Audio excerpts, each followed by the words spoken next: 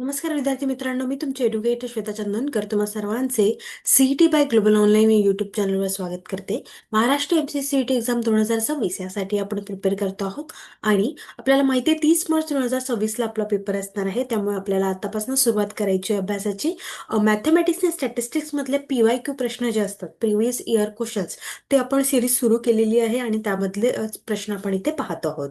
आपली जी बॅच आहे ती येत्या 7 डिसेंबर पासून आपण सुरू करतो आहे. जर का तुम्हाला एनरोल करायचं असेल तर दिलेल्या नंबरवर तुम्ही संपर्क करू शकता किंवा ग्लोबल ऑनलाईन ॲप स्टोअरवरून डाउनलोड करू शकता.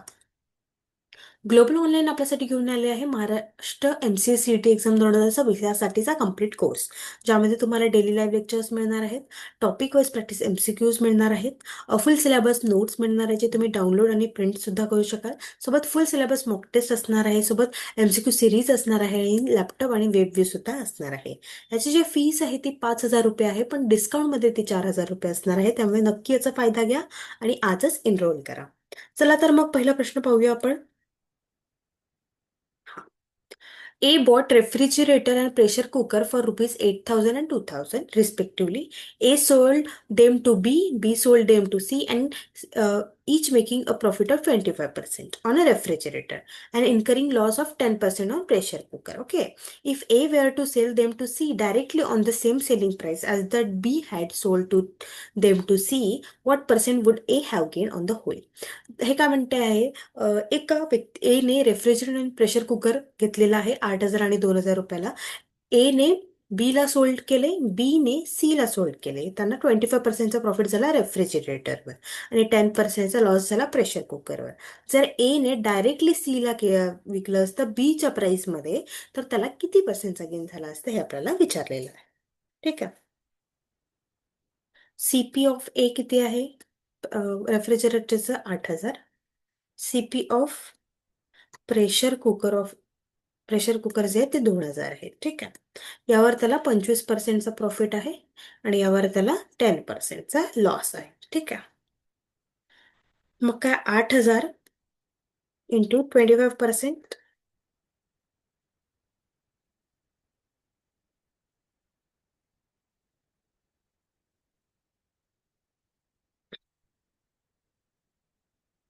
Divide by 25%.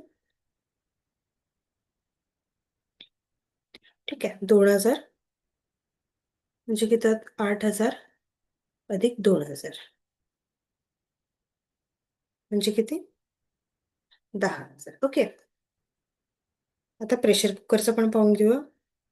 प्रेशर कुकरचं किती आहे? 2,000 आहे गुणीला 10%, म्हणजे 200.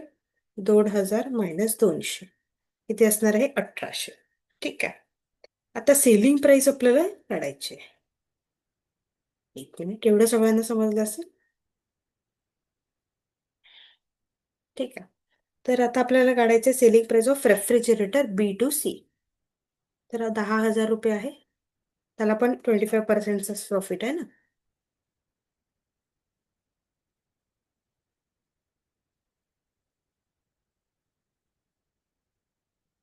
म्हणजे 10,000वर 2,500 म्हणजे त्याने कितीला विकले? 12,500ला. ओके. आणि प्रेशर कुकर 1,800वर परत 10% त्याला हे झालेलं आहे, म्हणजे 180. 1,800 मायनस 180 म्हणजे 1,620. ठीक आहे. अशा पद्धतीने आलेलं आहे. तर टोटल सेलिंग प्राइस जी आहे B to C ची, ती काय? 12,500 प्लस 1,620 म्हणजे 14,120. ठीक आहे. त्यानंतर आता आपल्याला कॅल्क्युलेट करायचं, टोटल प्राइस किती होती? 10,000 होती, म्हणजे 8,000 अधिक 2,000. ओके. त्यानंतर आता आपल्याला ए ने डायरेक्टली सी ला विकलं असतं बीच्या ह्याच्यामध्ये, तर काय झालं असतं? 14,120 मायनस 10,000 म्हणजे 4,120. ठीक आहे. आता आपला प्रॉफिट फी काढायचं आहे. 4,120 डिवायडेड बाय 10,000 गुणिला 100 म्हणजे 41.2%चा त्यांना गेन झाला असता. कोणाला? ए ला. ठीक आहे. त्यामुळे आपलं उत्तर काय असणार आहे? सी असणार आहे. ठीक आहे. अशा पद्धतीने आपण क्वेश्चन सॉल्व्ह करायचे आहे. Okay.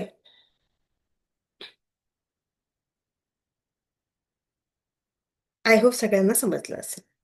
A man purchased a plot of land rupees 44,700 and spent rupees 5,300 for living in it.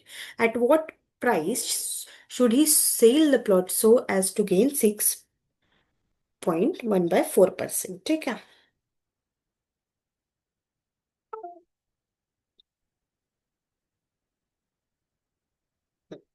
तर बघ, सीपी काय म्हणते, टोटल कॉस्ट प्राइस 44,700 प्लस 5,300 ते त्यांनी लेवलिंग केली, म्हणजे किती झाले, 50,000 रुपये झाले त्यांना लागलेले आहे. त्यानंतर रिक्वायर्ड गेन पर्सेंटेज आपल्याला कितीचं पाहिजे, 6.1 by 4, म्हणजे किती, 6.25%चं गेन पाहिजे. ठीक आहे, कशावर, 50,000वर. ठीक आहे, 6.25 divide by 100 into 50,000 is equal to 6.25 into 500, म्हणजे किती, 3,125 या रुपीज त्यांना काय गेन हवा आहे. ओके, तर आता आपल्याकडे फॉर्म्युला आहे, selling price is equal to cost price plus gain. 50,000 cost price आहे आपली, गेन किती झालेला आहे, 3,125, म्हणजे आपलं उत्तर काय असणार आहे, 53,125 आपलं उत्तर असणार आहे. म्हणजे बी जे आहे ते आपलं उत्तर आहे. इथे सरळ सरळच आहे, यांनी याचं ऍड ऑन करायचं आहे, त्यानंतर याचं गेन मध्ये किती येणार ते आपल्याला काढायचं आहे. ठीक आहे, ओके, बी आपलं उत्तर असणार आहे. त्यानंतर A man bought goods worth rupees 12,000 and he sell at 1 by 4 of them at a loss of 10%. At what price should he sell the remaining goods so as to get a profit of 15% on the whole?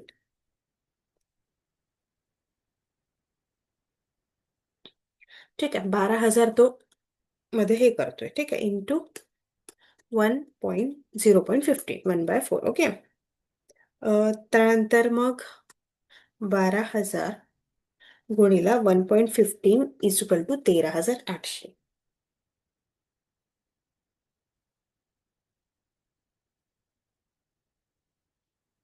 Okay, त्यानंतर आता आपल्याला selling price जे आहे first क्वार्टरमध्ये, म्हणजे 1 by 4ला आपल्याला ते cost price त्याची काढायची आहे. ठीक आहे, तर 12,000 गुणिला 1 by 4 इज इक्वल टू 3,000. इथे आपण 1 प्लस प्रॉफिट पर्सेंटेज केलं, 15% प्रॉफिट आहे म्हणताना तर त्याचं आपण 0.15 घेतलं. ठीक आहे, नंतर इथे काय म्हणताय आता, लॉस पर्सेंटेज, तर किती आहे मग, 3,000 इंटू 1 - 10%चा लॉस आहे. ठीक आहे, तर 3,000 गुणिला 0.90 म्हणजे किती, 2,700. ठीक आहे, आता का आपल्याला इथे काय करायचंय, टोटल करायची आहे.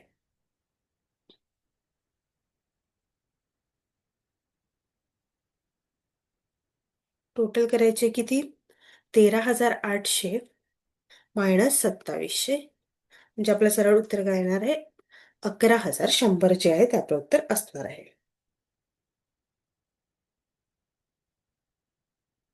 ठीक आहे, the remaining good should be sold for rupees 11,100. Okay, जर आपल्याला तेव्हा जाऊन आपल्याला काय होईल, 15% प्रॉफिट मिळणार आहे. त्यांनी आपल्याला काय सांगितलं होतं इथे, की एका माणसाने घेतलेले आहे सामान 12,000चे, त्यामुळे त्यांनी 1 by 4 जो आहे तो लॉस मध्ये आहे, 10%. आणि what price should he sell, आणि बाकीचं तो किती मध्ये सेल करेल जेणेकरून त्याला 15%चं प्रॉफिट होणार आहे, ते आपल्याला विचारलेलं आहे. ठीक आहे, तर आपण अशा पद्धतीने उत्तर काढू शकतो. चला, समोरचा प्रश्न आहे, अ सेल्समॅन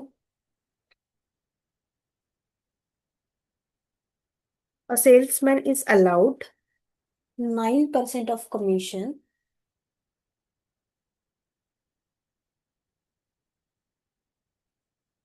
नाही, इथे काय आहे, is allowed 1/2% commission to the total sale made by he of 1/2%. Okay,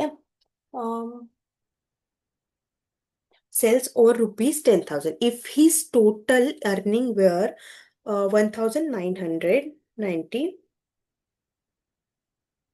his total sales is, ते आपल्याला विचारलेलं आहे.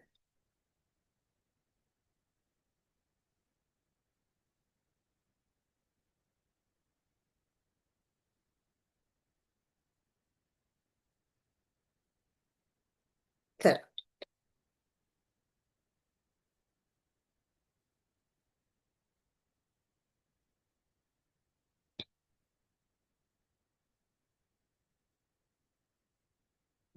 टोटल सेल किती आहे? एक्स रुपीज आहे.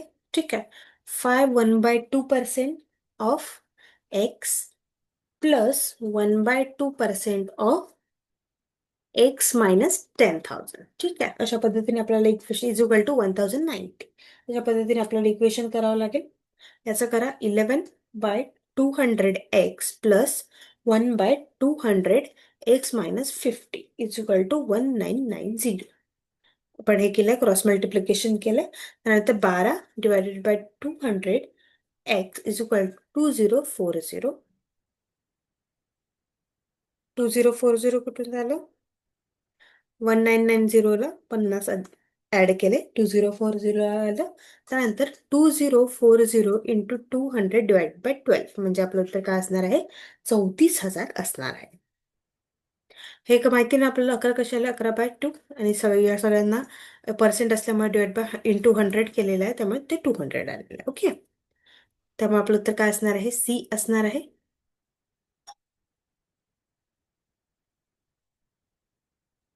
चला. अ ट्रेडर ओज a merchant rupees 901 due 1 year. Hence, however, the trader want to settle the account after 3 months. How much cash should he pay if the rate of interest is 8% per annum?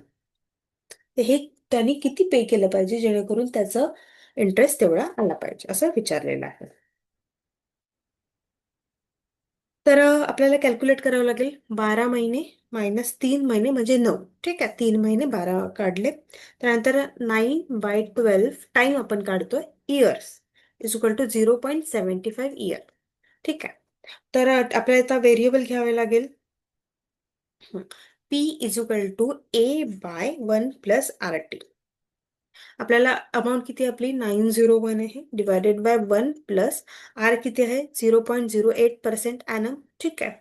Into 0.75. आता यालाच आपल्याला add on करायचं आहे. 901 divide by 1.06 म्हणजे 850 जे आहे ते आपलं उत्तर असणार आहे. ₹850 पर्यंत त्यांना कॅश त्यांना पे करावी लागणार आहे.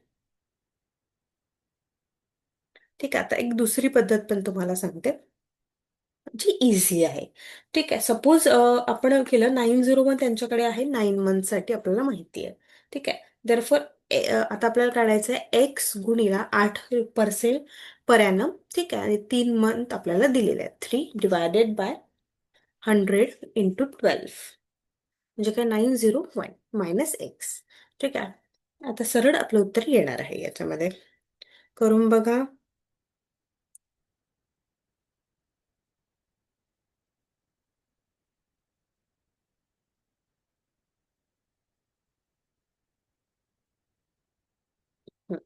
901 आपलं उत्तर आलेलं आहे. ठीक आहे. त्यानंतर आपल्याला ते 50 मायनस करायचे होते है ना. नंतर आपलं उत्तर काय असणार आहे? 850 असणार आहे. ठीक आहे. To settle the account after 3 months he should pay 850. त्यामुळे आपलं उत्तर काय असणार आहे? डी असणार आहे. चला. नेक्स्ट क्वेश्चन आहे. A shopkeeper allow to successive discount of 20% and 10% on the mark price of an article. If he gets rupees 108 for an article, then its mark price is. तर मार्क प्राइस आपण काय करतो? 100 rupees घेऊन घेऊ. Late mark price बी 100 rupees. ठीक आहे. पहिल्या discount मध्ये किती होता?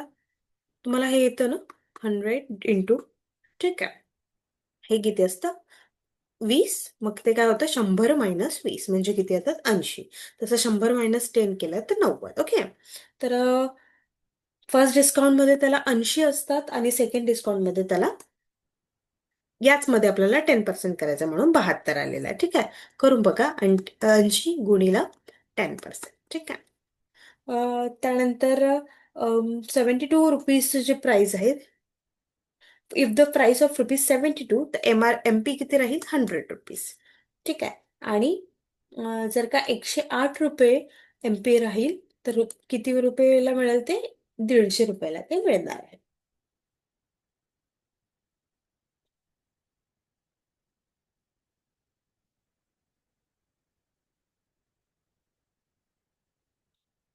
म्हणजे आपलं उत्तर काय असणार आहे? बी असणार आहे 150.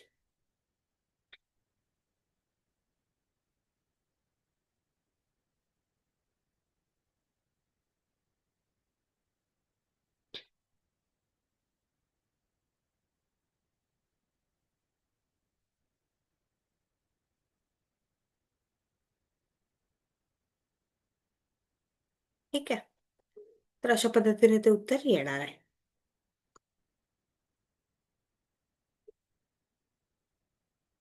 आपण अशा पद्धतीने पण काढू शकतो. एक मिनिट. हं.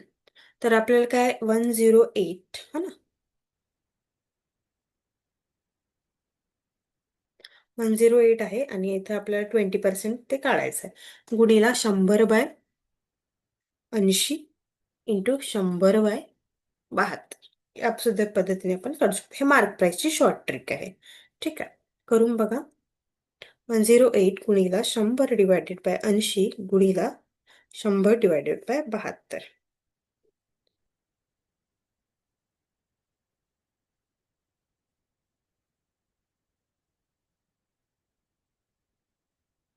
ओके. चला. A dealer professes to sell his goods at cost price, but he uses a false weight 950 grams for a kilogram. The gain percent of the dealer is. हे आपल्याला इथे काढायचं आहे.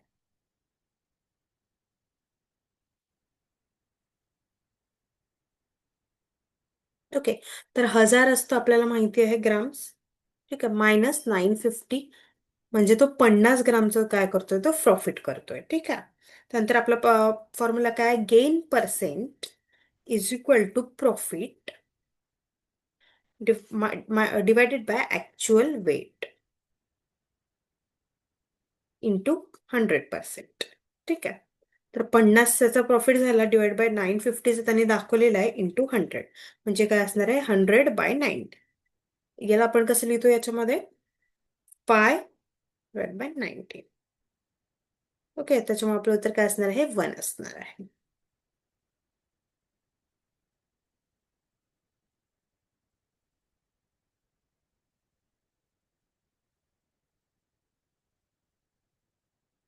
इथे 5 असलं पाहिजे ना. ओके. आपलं उत्तर काय असणार आहे, ए असणार आहे. याचं एक्सपान्शन आपण केलेलं आहे. ठीक आहे. खूप इझी असतं हे ग्रामचे question. Okay.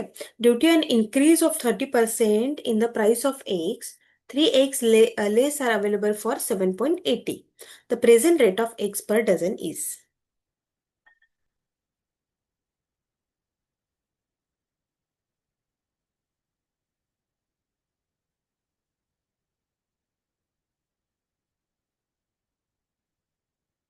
Due to an increase of 30% in the price of eggs.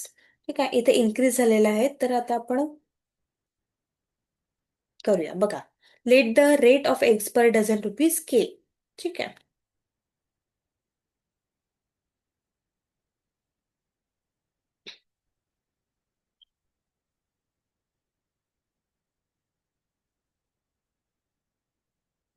Okay.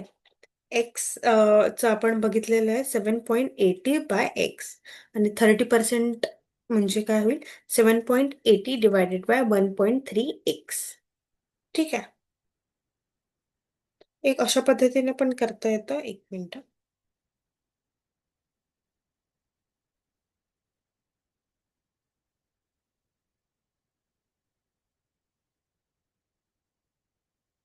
हे थोडं एक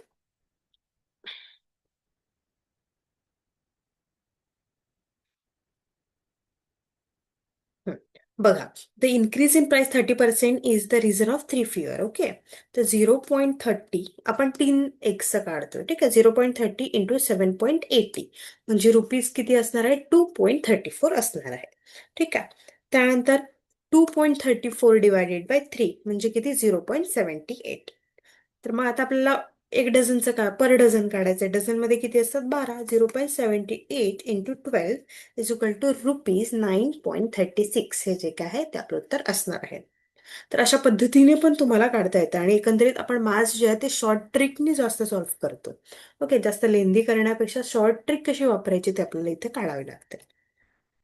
तर A and B enter into partnership investing 12,000 and 16,000 respectively. After 8 months, C also joins the business with a capital of 15,000. The share of C in a profit of rupees 45,600 after 2 years is.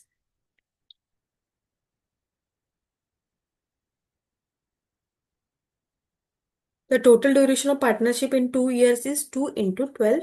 24 मंथचं त्यांनी participate केलेलं आहे. ए आणि बी ने invest केलेलं आहे 24 मंथसाठी, तर C ने नंतर जॉईन केला 8, हा ना. तर 24 - 8 म्हणजे तो किती, 16 मंथसाठी होत आहे आपल्याकडे. तर एचा इज इक्वल टू 12,000 गुणिला 24 म्हणजे किती होतात आहे, 2,88,000. ठीक आहे. बीचं आपण काढून घेऊया, 16,000 गुणिला 24, 3,84,000. आणि सीचं किती असणार आहे, 15,000 इंटू 60, 2,40,000. ठीक आहे. त्यानंतर आता आपल्याला शेअर द्यायचे आहे. याचं किती होतं या तिघांचं, एलसीएम काढा, 685, है ना. 6 + 8 + 5 किती होतात, 90. आता आपल्याला टोटल प्रॉफिट काढायची आहे. टोटल प्रॉफिट किती आहे, 45,600चं आहे, गुणिला 5/19. म्हणजे आपलं उत्तर काय असणार आहे, आपलं उत्तर असणार आहे 12,000 रुपये. म्हणजे काय आहे आपलं उत्तर, the share of C is profit 45,600 after 2 year is. तर त्याचं किती राहणार आहे, 12,000 रुपये असे हे प्रॉफिट राहणार. ठीक आहे. अशा पद्धतीचे पण प्रश्न विचारले जातात. In a test, 1 mark is awarded for each correct answer and 1 mark is deducted for each wrong answer. If a boy answers all the 20 questions of the test and gets 8 marks, the number of questions correctly answered by him.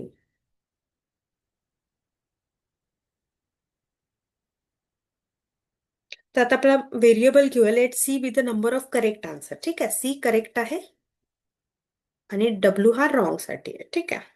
C plus W, 20 questions आहेत, त्यांनी 1 correct plus 1 wrong, इथे minus is equal to 8. तर काय म्हणतोय, त्यांनी if answer all the 20 questions, पण त्याला 8च मार्क्स मिळालेले आहेत. ठीक आहे.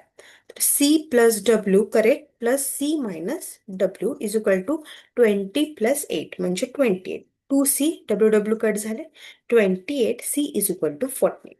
आता आपल्याला रॉंग आन्सर काढायचं आहे ऑप्शनल मध्ये. ठीक आहे. आपलं उत्तर काय आहे, 14 असणार आहे. ठीक आहे. पण जर का रॉंग किती क्वेश्चन झाले, तुमचे आन्सर्स झाले, ते आपल्याला काढायचं असेल तर C is equal to 14 plus W is equal to 20. तर मग डब्ल्यू साठी आपल्याला 20 - 14 म्हणजे त्याचे जे क्वेश्चन आहे 6 रॉंग झालेले आहे आणि 14 बरोबर आलेले आहे. तर number of questions correctly answered by him was 14 questions त्याचे करेक्ट आलेले आहे. ठीक आहे. अशा पद्धतीचे आपण काही महत्त्वाचे पीवायक्यू प्रश्न पाहिलेले आहे आणि त्याला कसे सॉल्व्ह करायचे ते सुद्धा पाहिलेले आहे.